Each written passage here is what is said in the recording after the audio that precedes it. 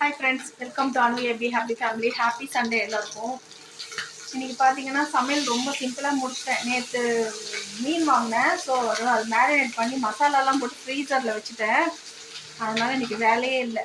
அதனால தான் லைவ் கூட போட்டேன், காலையில் பார்த்துருப்பீங்க. அதனால் சாதம் வடிச்சிட்டேன், ரசம் வச்சுட்டேன், சாம்பார் வச்சுட்டேன். மீன் மட்டும் சூடாக பொரிச்சிக்கிட்டு இருக்கேன். சாப்பிட்றாங்க. மீன் பொரிச்சு ஒரு அப்பளம் போட்டு கொடுத்தா போதும். சரி, முட்டை ஆம்லேட் போட்டு கொடுத்தா போதுங்க. சாப்பிட்டுட்டு இருக்காங்க. முட்டை ஆம்லேட் போட்டு ஃபிஷ் ஃப்ரை. ஆசைத்தீர நேற்றுலேருந்து மீன் சாப்பிட்டுட்டாங்க. ஸோ இங்கே ஒரு வாரத்துக்கு நான் மீன்லாம் வாங்க மாட்டேன். டெய்லி சாப்பிட்டாலும் போர் அடிச்சிடும். அதனால் இது காணங்கத்து மீன் கேள்விப்பட்டிருப்பீங்க. அதுக்கு ஒரு சாங் இருக்குது, ரீல்ஸ் போடுறோம் பாருங்கள். காணங்கத்தி மீன் வாங்கி மச்சான் மீன் வாங்கின்னு வரும்.